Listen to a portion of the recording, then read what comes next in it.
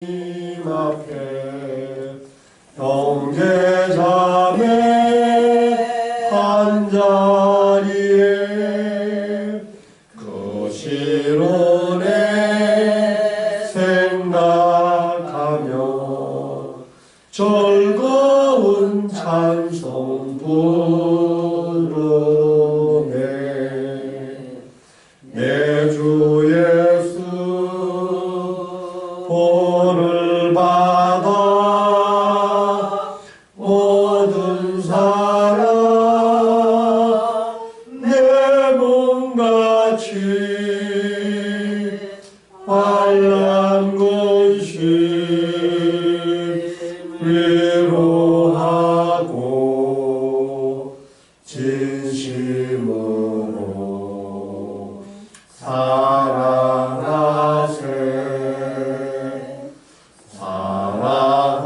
사랑하는 주님 앞에 온갖 충성 다 바쳐서 괴로우나 즐거우나 주님만 힘써 섬기네. 우리 주님 거룩한 손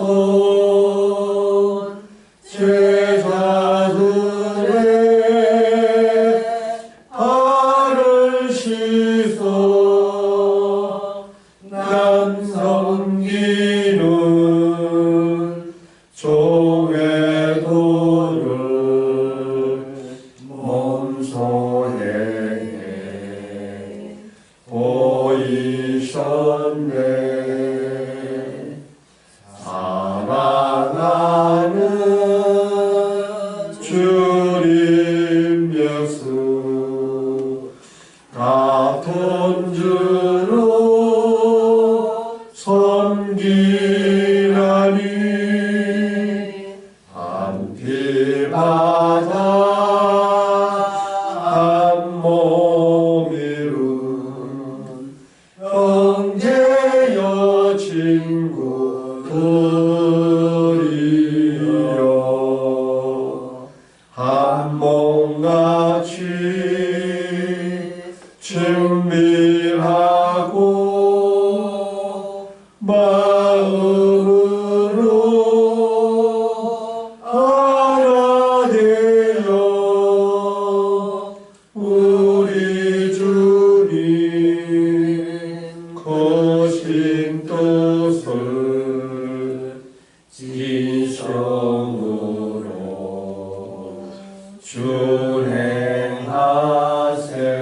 준행하세. 아멘.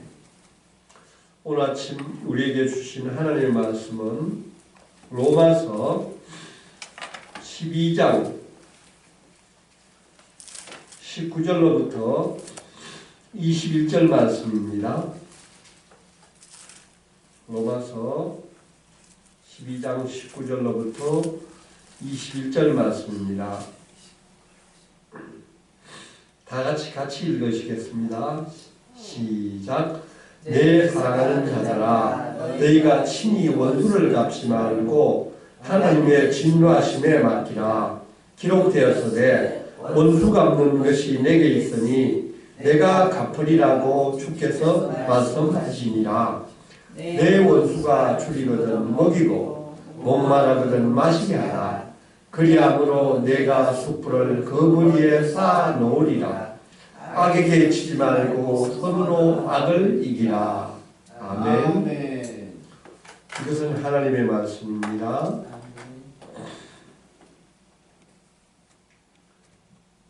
오늘은 로마서 46번째 시간으로 선으로 악을 이기자라는 제목으로 은혜 받기를 원합니다.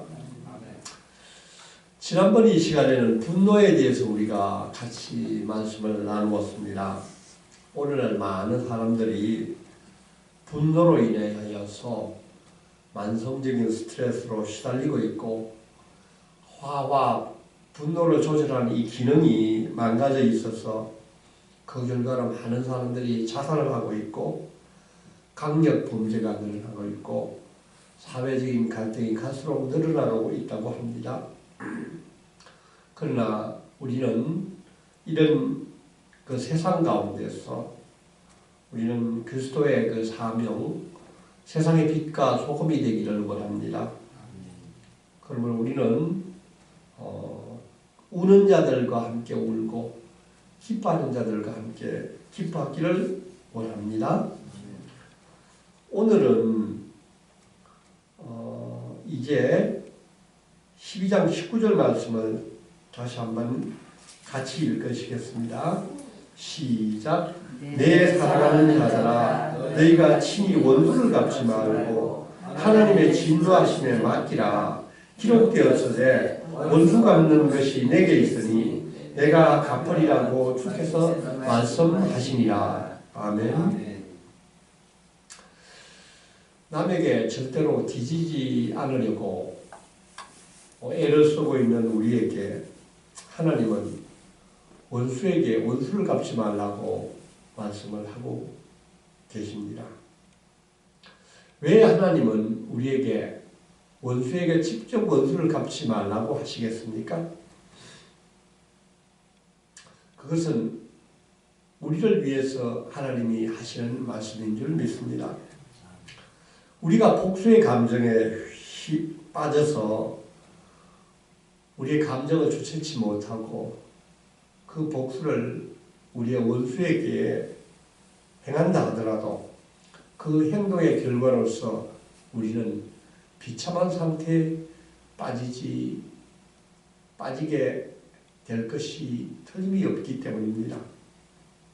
지난번에 제가 말씀드렸던 분노 세미나에 참석했었을 때 한 사례를 들려주었는데 어릴 때 어머니가 먼저 돌아가시고 그 혼자 된 아버지 밑에서 자라났던 한 소년이 있었습니다.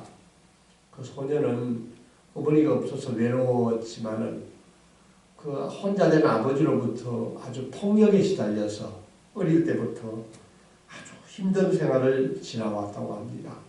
신체적으로, 정신적으로 계속 학대를 받아왔기 때문에 이 소년의 힘으로는 어쩌지 못하게 왔었는데 이 소년이 크고 군대를 갔다 와서도 아버지의 폭력은 계속되었었고 어느 날 그 술을 먹고 들어온 아버지가 다시 옛날에 그 무자비한 폭력으로 아들을 때리려고 했을 때 이젠 다 큰 그 청년이 아버지에게 대항을 하였고 어쩌다 보니 그 아버지를 죽이게 되는 아주 불행한 사태가 왔었다고 합니다. 마침내 그 결과로서 깨닫게 된 그 청년은 아버지를 죽였다는 그 아주 생각에 자신의 그 죄를 증오하고 난 나머지 자살을 했다는 얘기를 들었었습니다. 참으로 불행한 일입니다. 그리고 어제 제가 신문을 봤는데 또 참 안 좋은 기사가 있었습니다. 어느 고등학교 선생님이 학생의 만족도 조사를 했는데 선생님 한 분이 그 설문지를 읽다가 눈물을 흘렸다고 합니다. 학부모나 그 학생들이 선생님들에게 무엇을 어떻게 하는 것이 좋을지 하는 그런 그 설문조사를 했는데 거기에 그 학생들이 선생님에게 차마 입에 담기에도 힘든 욕설과 막말을 써놓았다고 합니다.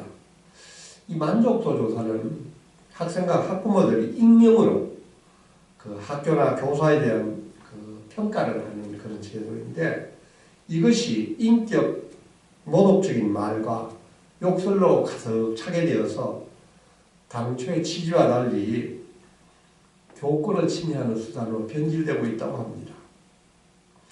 믿었던 제자로부터 학부모로부터 따뜻한 격려나 사랑의 메시지는 받지 못하고 오히려 언어의 폭력에 시달리고 있는 선생님들의 마음이 참으로 상처를 받고 몹시 힘들어하고 있다는 얘기를 보았습니다.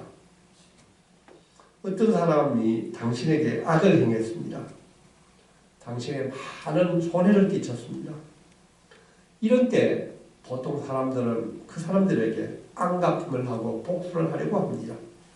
그것이 바로 인간의 본성인 것입니다. 우리에게 어떤 해가 당하면 적극적으로 되받아치려고 하고 합니다. 피해를 당한 사람은 다른 사람에게 더 큰 복수를 하려고 하는 것이 인간의 마음입니다. 이럴 때 우리는 나에게 일어난 이 분노의 감정을 어떻게 다루는 것이 좋을 것 같습니까?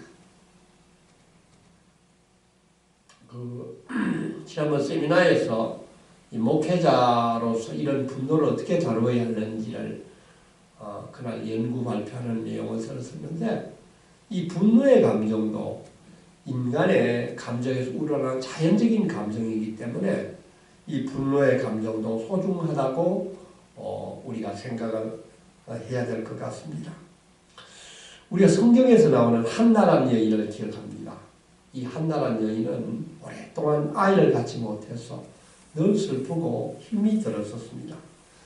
그러나 이때 주위의 시선과 비난도 있었지만 특히 또 하나의 아내 버니나라는 여인이 그를 아주 비난하고 격분케 하였으므로 이 한나라는 여인은 울고 먹지 아니하였더라고 성경에 나와 있습니다. 이럴 때 한나가 느끼는 감정, 분노의 감정, 슬픈 감정도 역시 하나님께 가져 나와야 하는 것으로 성경은 이야기하고 있습니다. 한나는 이때 버니나에게 대항하여서 분노를 표시하지 않은 걸로 나와 있습니다. 그는 그 슬픈 감정을 남편에게 표시를 했고, 이때 남편 엘가나는 그의 아내를 위로하는 것을 볼 수 있었습니다. 한나는 성전에 나와서 하나님께 기도하면서 통곡하였습니다. 그리고 애원을 하는 장면을 보고 있습니다. 서원하여 이르되 만군의 여호와여, 만일 주의 여종의 고통을 돌보시고 나를 기억하사 주의 여종을 잊지 아니하시고 주의 여종에 대해 아들을 주시면 내가 평생에 그를 여호와께 드리고 삭도를 그의 머리에 대지 아니하겠나이다 하고 한나는 기도하였습니다. 이런 상황에서 예수님을 믿지 않은 비그리스도인이라면은 자기 자신을 돌아보고 자기의 내면적인 슬픔을 성찰하게 될 때는 자칫 잘못하면 허무와 비관에 빠지기가 쉽습니다. 그래서 그 사람들은 인생의 허무와 자기의 분노를 이기지 못하고 자살하는 경우까지 발생을 합니다. 그러나 우리 그리스도인들은 우리의 이 슬픈 감정은, 분노의 감정까지도 하나님에게 솔직하게 고백하고 기도할 때 우리의 고민과 슬픔과 분노를 하나님의 그 전에 내려놓을 때 우리가 울부짖으면서 우리의 상처와 아픔을 하나님께 기도하면은 하나님은 우리를 붙들어 주실 것으로 믿습니다. 아멘. 우리는 아픔의 중심에서 더욱더 하나님의 은혜와 큰 사랑을 깊이 느끼기를 원합니다. 이때 하나님은 한나의 기도를 들으시고 한나에게 사무엘을 주셨습니다. 그리고 뒤를 이어서 세 아들과 두 딸을 주신 축복을 주신 것을 기억합니다. 예수님은 오늘 우리에게 말씀하고 계십니다. 눈은 눈으로 이는 이로 갚으라 하였다는 것을 너희가 들었으나 나는 너희에게 이르노니 악한 자를 대적하지 말라. 누구든지 내 오른뺨을 치거든 왼편도 돌려대며 또 너를 고발하여 속옷을 가지고자 하는 자에게 그옷까지도 주라고 말씀하고 계십니다. 정말 어려운 얘기죠. 우는 자와 같이 우는 것도 어렵고 웃는 자와 같이 웃는 것도 어려운데 어떻게 원수에게 오른뺨을 치거든 왼뺨도 돌려대면서 속옷을 달라고 할 때 그것까지 줄 수가 있겠습니까?